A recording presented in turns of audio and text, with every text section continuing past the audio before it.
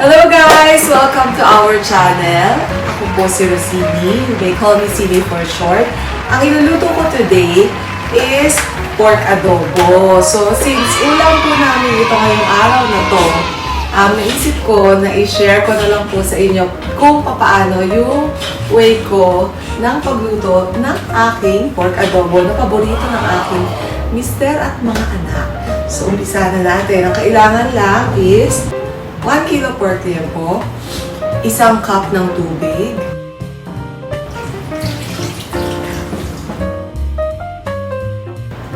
½ cup ng toyo, 1/4 cup ng suka. This is 50 grams of garlic or 50 grams ng bawang. Ayan. Ang adobo, mas maraming bawang, mas masarap. 10 grams ng paminta, okay, black pepper, at dahon ng laurel. Ayan. Pakukuluan lang natin hanggang sa maluto ang baboy at lumambot. Takpan muna natin and then babalikan natin siya mamaya kapag kaluto na siya. A few moments later. So ayan guys, kumukulo na siya. Ang bango, naamoy ko na siya. So yan, kumukulo na siya. Ngayon ang gagawin ko dyan, isi-separate ko yung sauce at yung pork, okay? So ito na yung second step ko. And I suggest you try this kasi ang sarap po ito. Para maiba naman yung mga style aray ko. Para maiba naman yung style ng pagluluto namin ng adobo. So ngayon nahiwalay ko na siya. Isasalin ko naman ang kanyang sauce. Magpiprito naman tayo, no? Yung hiniwalay natin karne ay ipiprito naman natin. Pero bago ko iprito yan, 1 cup of mantika lang po ito. Isang cup ng mantika lamang ang ilalagay natin. 50 grams of bawang ulit.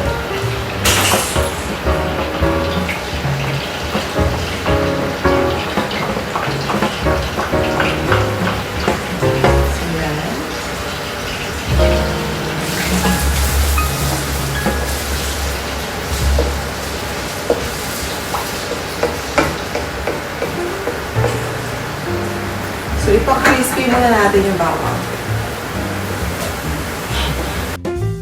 Wow! So, ayan, medyo nag-golden brown na yung bawang. Sige pa. Gustahin pa natin ng konti. Pero huwag sunog, kasi kapag sunog naman, is papait na yung niluluto natin. So, ayan. Bango ng bawang, ano? Naamoy nyo ba? Ayan, so golden brown na ang ating bawang at tostado na siya. Ilalagay ko ngayon yung hiwalay natin karne.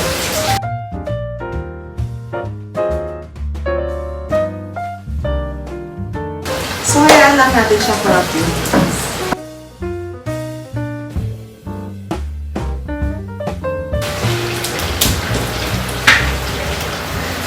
Oy! Ako, naamoy mo sa taas.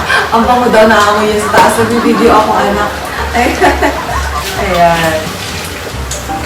Ayan. So, okay na. Hindi ako na. Ayan. So, okay na to.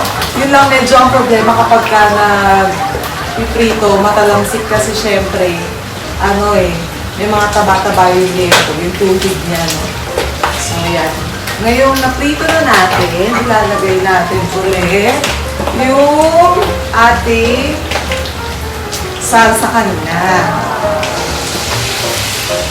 Okay.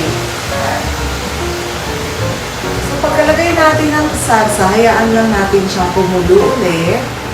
Tapos, pagkakulo niya, lalagyan lang natin siya ng konting cornstarch.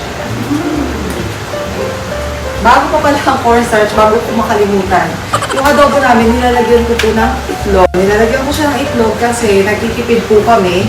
So, madaling mabusog kapag may itlog. At saka, nagda-diet po kasi kami mag-asawa.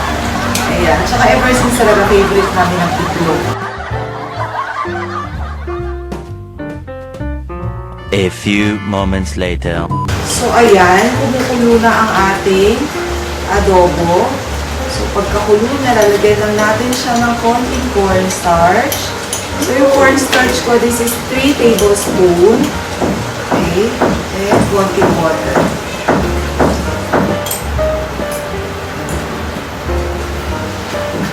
So, yung cornstarch is para lang medyo lumapot yung sasa.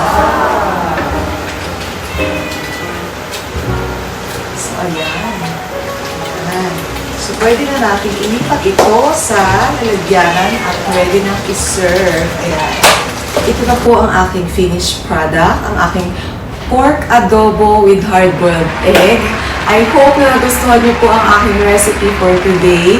Kung nagustuhan niyo siya, please click like. At kung hindi naman, you may click dislike. And kung meron po kayong suggestion sa mga or ideas sa mga susunod naming vlog or kung may gusto po kayo ipagawa sa aming pamilya o sa akin, paki-comment po sa comment box. And please don't forget to subscribe and click the notification bell para every time po na may mga new uploads kami, ay ma-notify po kayo. That's it for today. Thank you and God bless. Bye!